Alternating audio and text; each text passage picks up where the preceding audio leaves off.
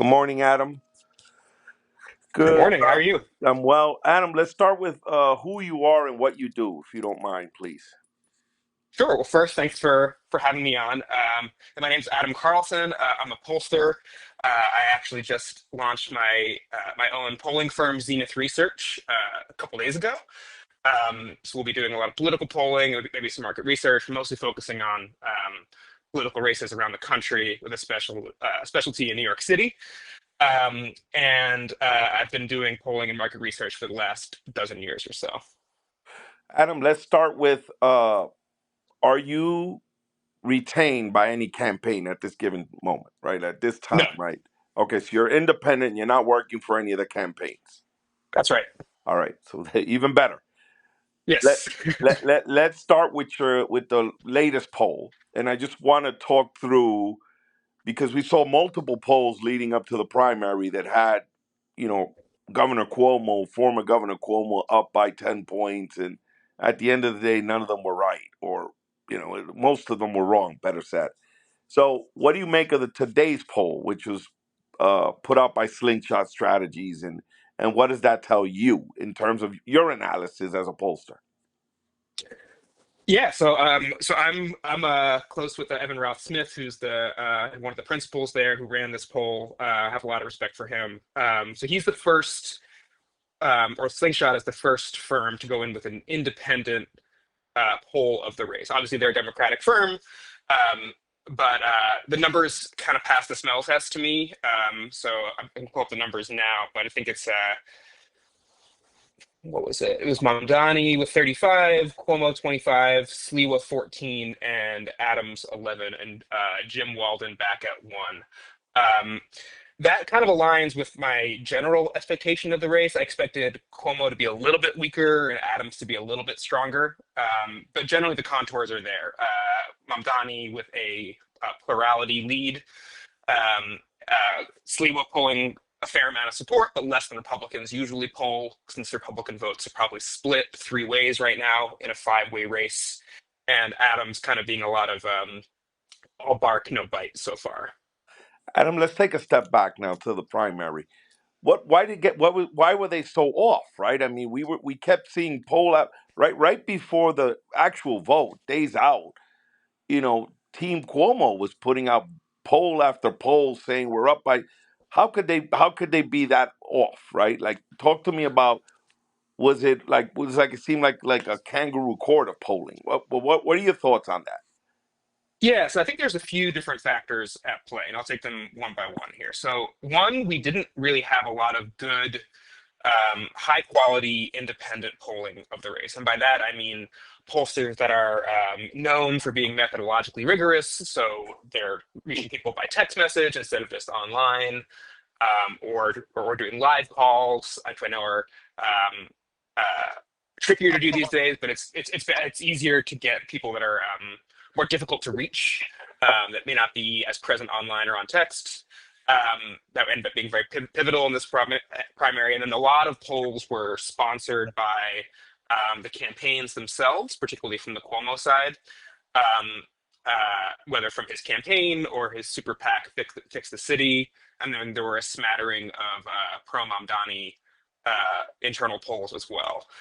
So a lot of it was like people releasing polls to kind of help set a narrative. I know Honan Strategy Group did polling for Cuomo Super PAC, and they kind of released a lot of polls early on to show that Cuomo had this air of invincibility, that he was always up near 40%, and everyone else was in the the low double digits or single digits. And then we had a couple independent polls showing Mamdani gaining steam.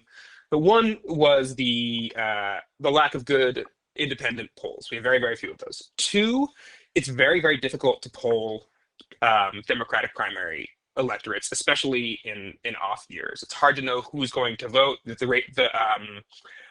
In general elections, there's less volatility and less movement. You know, you can generally peg the demographics within a few points. In primaries, you're doing a lot of guesswork, educated guesswork, looking at past elections, right? Like you're looking at 2021 primary, 2013. Um, But in a lot of ways, and this has been covered extensively, this electorate looked nothing like any other previous Democratic primary. You had people coming out of the woodwork who've never voted before. I think it was 25% of the early vote hadn't voted in any Democratic primary since 2012. A ton of young voters, South Asian voters.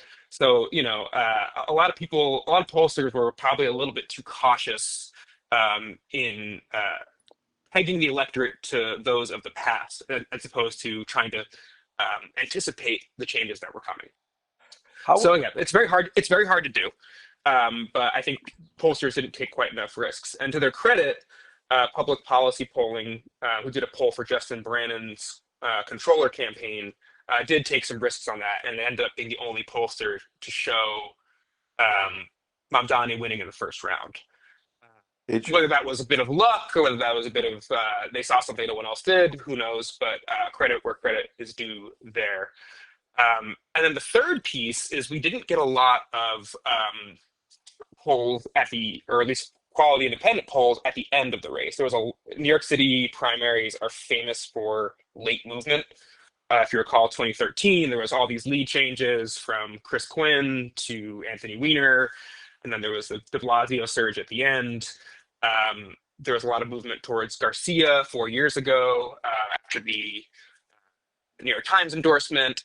But this time we didn't get as many polls at the end when Zoran was clearly surging. And I think that it didn't capture that kind of movement.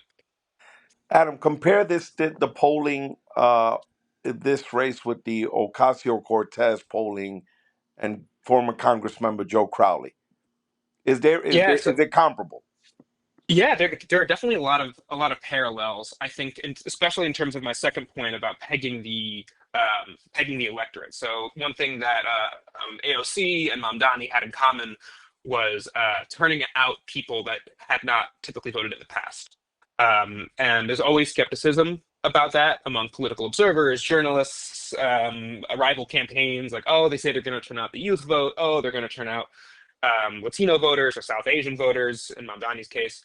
Um, and they basically wait to see that the proof is in the pudding, but they're skeptical off the bat. So pollsters will, again, adhere more closely to prior electorates, right? To be like, okay, well, this is what it looked like 2 years ago, 4 years ago, 6 years ago, in the case of Crowley, and then you miss a lot. And then a lot of it is a lot of the reason that campaigns release internal polling is to help with fundraising, to show that like either we're viable or we're far ahead, like we're going to win, you should donate to us to get in good with us, or it's to set a narrative of invincibility, like they don't worry about the surge, it's not as big as you think it is. We saw a lot of that from the Crowley people and his affiliated groups in 2018. And we saw a lot of that from the Cuomo people, including one from Fix the City, fielded by Harris X. Like I think it was released the day before the primary that had him up like 20 in the final round. So that ended up being off by like 30 points, and it's just I don't even know how you get to those numbers. It's like a seismic polling miss, and it deserves some criticism. I think that's more than fair. Adam, as someone who's been doing this a long time, who would you say are the top three polling firms in terms of getting it right in your years doing this work? Because I'm saying, if I'm paying you and you're telling me I'm up by 20 and I lose, right, in the hundreds of thousands, sometimes in the millions of dollars, and I'm like, hey, man, I think you're not worth. It's like a ball player. You pay a ball player 20 million a year and they don't produce. You're gonna say, wait a minute. Yeah. I got sold. I got sold. This is not right. Look, it's a tricky question. I'm happy to give some. I don't know about my top three. No, I okay, tend to just give look. me. Okay, whatever. You know where No, I'm no, going no, with no. this. You I'm know. not going to dodge. I'm not going to dodge. So some firms that I respect. Basically, what I do is I look at the methodology first, right? Almost more than I look at like track record. I'm like, okay, what are you trying to do? Are you trying to reach people by various methods beyond just because the cheapest polls are done by online opt-in panels. So like you hire a firm, and they have a panel of people. They shoot out a mass email, but you have to voluntarily enter into that panel, right? So it's not really a random sample. or as close as you can get as random as possible. Another way of reaching out, especially to young folks and a lot of people of color, especially younger people of color, is by text message. So there's various ways of doing that.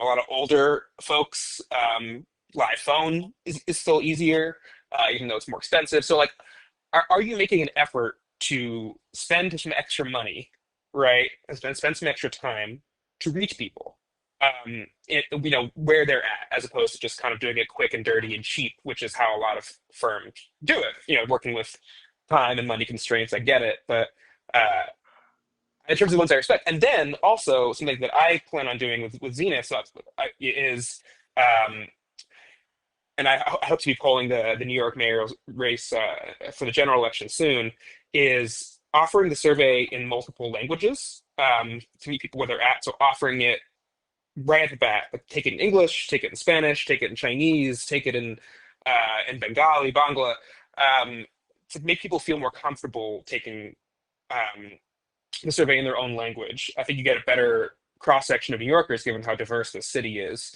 and how many people speak different languages at home. So I look at that, and I also look at how they're weighting the electorate. Like there was a poll from Yale and YouGov that was released before that had I think Cuomo winning by like 16. And I looked at the demographics like race, age, gender, borough, and like all of it looked off to me. And just based off of registered voter numbers and past numbers, and it's just like this doesn't pass the smell test to me. So that requires knowing some context about New York, but essentially to answer your question, I'm looking for firms. I think Marist does a good job with this. I think Sienna does a good job with this. I think Evans' firm, Slingshot, um, uh, Quinnipiac has some issues, but I think they're trying really hard. Uh, they're really putting in their best effort to meet people where they're at and spend a little extra time and money to get it right. Adam, what's the best way? And you said text message. Would you say that's the most efficient way to reach Gen Z voters? I would say so, yeah. There's also some firms some providers that I kind of want to explore that are exploring doing AI interface to make it a little more interactive. So you're kind of like speaking not with a human being per se over text or whatever, but you're speaking to someone who can like um, to make it a little more engaging, a little more visual, and things like that. That's a bit untested, but yeah. To answer your question, I think that text or reaching people online. I know some firms do social media ads. That comes with its own challenges, but it's a way of reaching people who would generally be tougher to reach. And those voters were the ones, especially because Zoran popped so much on social media, and I think was played no small role um, in his victory and his earned media. Um, Reaching people on social media is a could be one piece of the puzzle for getting young people to engage. Highlight some anomalies. I know you mentioned South Asian voters, younger voters, voters that traditionally have not voted in the past. Any other things that stood out in terms of the returns in Zoran? Yeah, so a couple of things that really surprised me personally. I anticipated Cuomo, and I think a lot of people did, doing better among East Asian and Latino voters. Um, and obviously, neither of those are monoliths. Like everyone expected Cuomo to do well among Latinos in the Bronx. Um, Eli Valentin spoke about this today or yesterday on Max Politics. Um, and just like a bit more of established, a bit older community. In a lot of ways, vote similar to older Black voters in parts of the city, more establishment machine candidates. But Mamdani seemingly won supermajority Latino precincts in Washington Heights, in Sunset Park West, in East Elmhurst, and other majority Latino areas of Queens, Brooklyn, and Manhattan. And I did not expect that. I thought he would do better than expected, but not this well.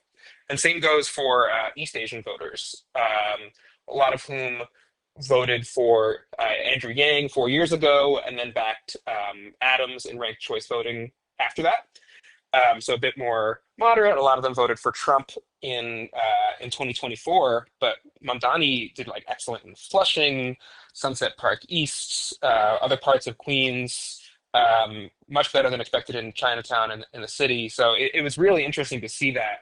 It was much more of a, because the big criticism of Mamdani ahead of the primary was that his coalition was mostly of white, educated, progressive voters plus, South Asian and Muslim voters. But it was much more of a broad coalition than that, which I think spoke to his focus on affordability and Andrew Cuomo's lack of ground game. Adam, let's talk a little bit about the reboot. And you mentioned AI and some of these firms that didn't call it. So all right, let's take a step back. A personal anecdote. I happened to run into Zoran, right? I mean, the day of the CFB announcement randomly, and this is Friday and the election's Tuesday, and he told me, "Hey, we're 5 out," which again, whatever polling he was looking at had him on that Friday 5 points behind. And then we Mhm. saw Tuesday, it wasn't even remotely close. So it's an interesting anecdote as part of this conversation. But what are some of the other tools now that are, or lessons learned from some of the, to your point, right?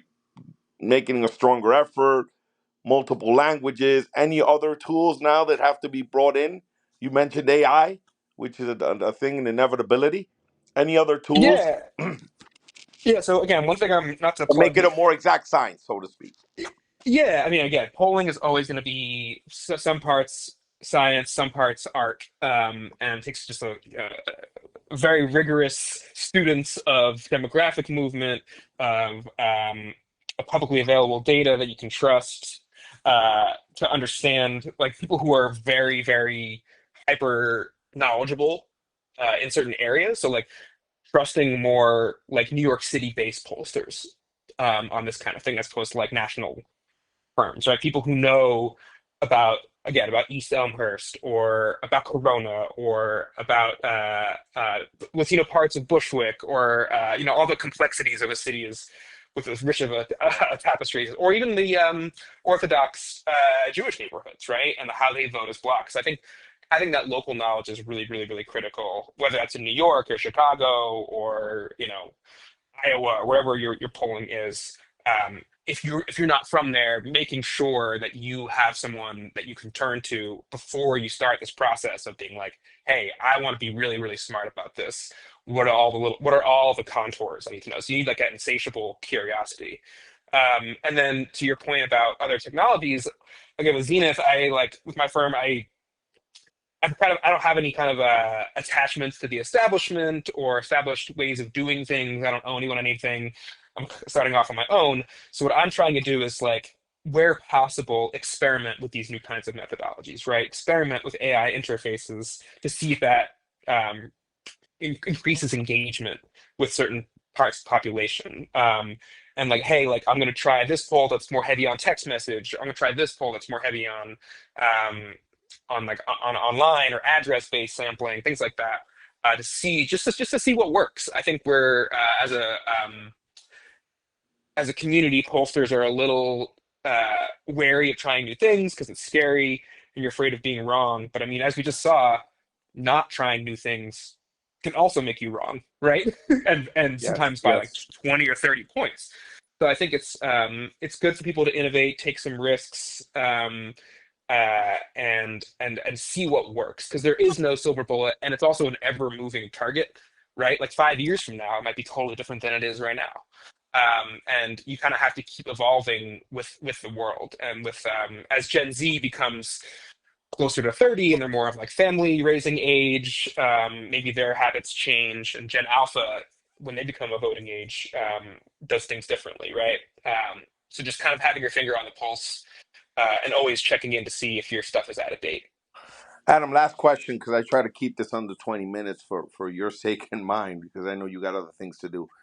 Adam, quick question. Now, what will it take for a non Mamdani candidate to actually win in terms of the numbers that you saw today?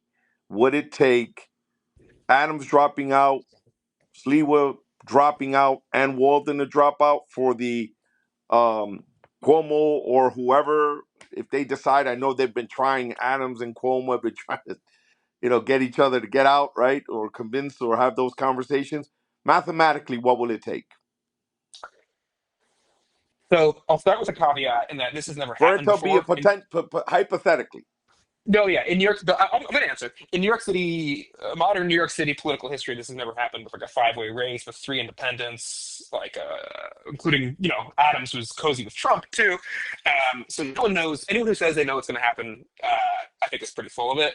However, hypothetically, based on what I'm seeing, and based off of my experience with the New York City electorate, uh, it's got to be one-on-one for anyone to have a for anyone to have a shot, whether that's Adams or Cuomo. Remains to be seen. It seems like Cuomo is stronger for now, but if it consolidates behind one of them, who knows who's stronger? Um, I think a lot of Republicans actually don't like Cuomo, and just from his era as governor with COVID restrictions and stuff. So I don't think he would pick up quite as much Republican support as Adams would, who's cozy with Trump.